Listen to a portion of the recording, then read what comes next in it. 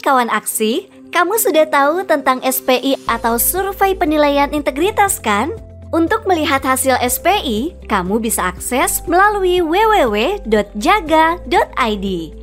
Gulir ke bawah pada layar, lalu masuk ke menu Survei Penilaian Integritas dan klik selengkapnya.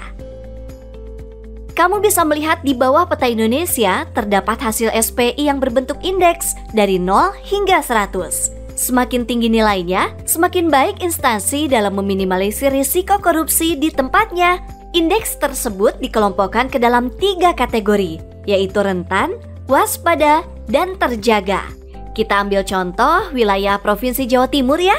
Rata-rata nilai SPI di Provinsi Jawa Timur 75,33, sedangkan rata-rata nasional 70,97. Artinya, rata-rata nilai seluruh pemerintah daerah level kabupaten atau kota di Jawa Timur lebih tinggi daripada rata-rata nilai SPI se-Indonesia Raya dan masuk ke dalam kategori waspada. Selanjutnya, yuk kita cek nilai SPI salah satu instansi di Jawa Timur, contohnya Kabupaten Bangkalan. Ternyata nilai SPI tahun 2023 di Kabupaten Bangkalan sebesar 66,37. Setelah tahu nilai SPI-nya, lalu apa yang bisa dilakukan? Kamu bisa lakukan 3 jenis analisis berikut, yaitu analisis skor SPI, analisis komponen SPI, analisis dimensi SPI per komponen. Pertama, kita mulai analisis skor dengan melihat nilai SPI kabupaten tersebut. Cek apakah Kabupaten Bangkalan berada dalam kategori rentan, waspada, atau terjaga berdasarkan skor yang diberikan. Selanjutnya, lihat tren komponen SPI pada instansi tersebut dari tahun ke tahun melalui grafik yang ada di bawah indeks. Kaji lebih lanjut tiap komponen sebagai dasar penyusunan strategi perbaikan dan peningkatan kinerja. Bagaimana caranya kita mengetahui bahwa sebuah instansi berada di atas atau di bawah skor rata-rata instansi lainnya? Untuk mencari nilai perbandingan antar instansi, bandingkan skor SPI di suatu instansi dengan instansi lainnya dengan karakteristik yang sama berdasarkan kategori anggaran maupun kesamaan lokasi instansi. Secara anggaran, SPI mengkategorikan instansi ke dalam 3 kategori anggaran, yaitu instansi dengan anggaran besar, sedang, dan kecil. Contohnya, Kabupaten Bangkalan di Provinsi Jawa Timur dengan anggaran besar dibandingkan dengan skor SPI dari provinsi dengan anggaran yang besar juga. Kamu juga bisa bandingkan 2 hasil secara bersamaan melalui fitur bandingkan. Setelah dibandingkan, simpulkan posisi skor SPI daerah tersebut. Apakah skornya berada di bawah atau di atas instansi lain? Jika skor SPI berada dalam zona merah dan atau berada di bawah instansi lain yang sejenis, hal ini menandakan bahwa terdapat permasalahan korupsi di instansi tersebut masih masif terjadi. Maka, diperlukan analisis lebih lanjut terhadap hasil SPI untuk mengetahui akar permasalahan yang merumuskan upaya pencegahan korupsi yang tepat. Selain analisis dari skor SPI-nya saja, kita bisa lanjut untuk melakukan analisis lebih dalam berdasarkan komponen SPI. Analisis komponen SPI dilakukan untuk mengetahui instansi mana yang perlu mendapatkan perhatian khusus atau sebagai fokus utama instansi dalam upaya pencegahan korupsi.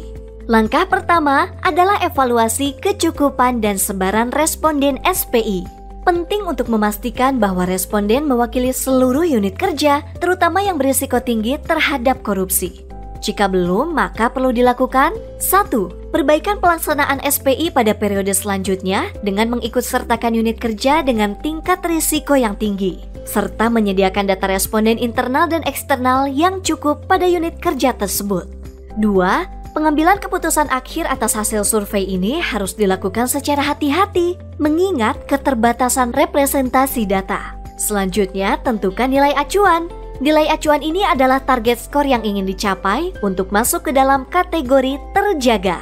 Misalnya, sebuah instansi dengan skor 66,37 ingin meningkat menjadi 73, maka nilai acuannya adalah 73, sehingga perlu dilakukan upaya untuk meningkatkan skor menjadi 73. Dengan nilai acuan tersebut, analisis dimensi SPI difokuskan pada dimensi yang memiliki nilai di bawah nilai acuan. Kamu bisa fokus pada dimensi yang memiliki nilai di bawah nilai acuan instansi. Mari kita lihat dimensi apa saja yang mengisi tiap-tiap komponen SPI. A. Komponen internal. Komponen internal terdiri dari 7 dimensi. Dimensi-dimensi ini terbagi menjadi 2 kelompok, yaitu risiko korupsi dan upaya pencegahan korupsi. Mari kita perhatikan, jika nilai risiko korupsi rendah dan upaya pencegahan korupsi rendah, berarti potensi korupsi di instansi tersebut tinggi dan upaya pencegahan korupsi yang dilakukan di instansi tersebut masih sangat kurang. Jika nilai risiko korupsi tinggi tetapi upaya pencegahan bernilai rendah, berarti bahwa instansi memiliki pegawai dengan tingkat integritas yang baik, mengingat mereka tetap berperilaku anti korupsi di tengah upaya pencegahan korupsi yang tidak berjalan maksimal. Jika nilai risiko korupsi rendah tetapi nilai upaya pencegahan korupsi bernilai tinggi, berarti upaya pencegahan korupsi yang dilakukan oleh instansi belum berjalan efektif, sehingga perlu dilakukan perbaikan strategi dan mekanisme pencegahan korupsi. B. Komponen eksternal. Komponen eksternal terdiri dari 3 komponen, yaitu transparansi dan keadilan layanan, integritas pegawai, dan upaya pencegahan korupsi. Nilai komponen eksternal berasal dari responden, yaitu pengguna layanan unit kerja. Jika komponen eksternal rendah, artinya upaya-upaya perbaikan yang dilaksanakan oleh instansi belum dirasakan manfaatnya oleh pengguna layanan. Oleh karena itu, langkah pertama, instansi harus mengidentifikasi unit kerja yang menjadi sampel penilaian responden eksternal tersebut. Unit kerja dengan nilai rendah atau di bawah nilai acuan berdasarkan penilaian eksternal merupakan fokus utama dalam upaya perbaikan sistem pencegahan korupsi. Selanjutnya, instansi menganalisis lebih dalam berdasarkan pertanyaan penyusun masing-masing dimensi. C. Komponen eksper.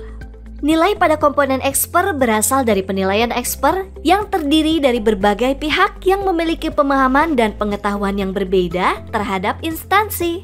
Eksper terbagi atas 2 kategori dengan jenis penilaian yang berbeda, yaitu pengawasan dan kontrol sosial. 1. Eksper dengan fungsi pengawasan seperti auditor BPK, KPK, Ombudsman memiliki akses secara langsung untuk mengamati dan menilai korupsi serta upaya pencegahan korupsi yang dilakukan oleh instansi berdasarkan pengalaman dan pengetahuan. 2. Eksper dengan fungsi kontrol sosial seperti akademisi dan jurnalis dan lain sebagainya tidak memiliki akses secara langsung untuk melihat, mengamati, serta menilai korupsi dan upaya pencegahan korupsi yang dilakukan oleh instansi, tetapi didominasi oleh persepsi berdasarkan informasi dan pengetahuan. D. Komponen faktor koreksi. Faktor koreksi merupakan pengurang atas nilai dari komponen internal, eksternal maupun eksper. Untuk dimensi nilai faktor koreksi rentang nilai adalah -20 atau maksimum hingga 0. Faktor koreksi terdiri dari 2 dimensi, yaitu kelengkapan data untuk pelaksanaan SPI dan fakta adanya kasus korupsi yang melibatkan oknum staf atau pimpinan institusi.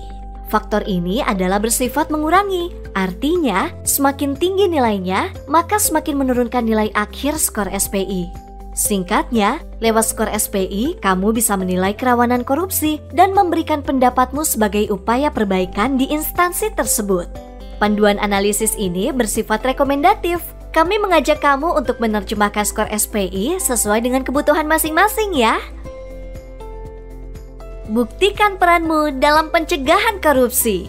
Cegah korupsi dari ujung jari lewat jaga.id.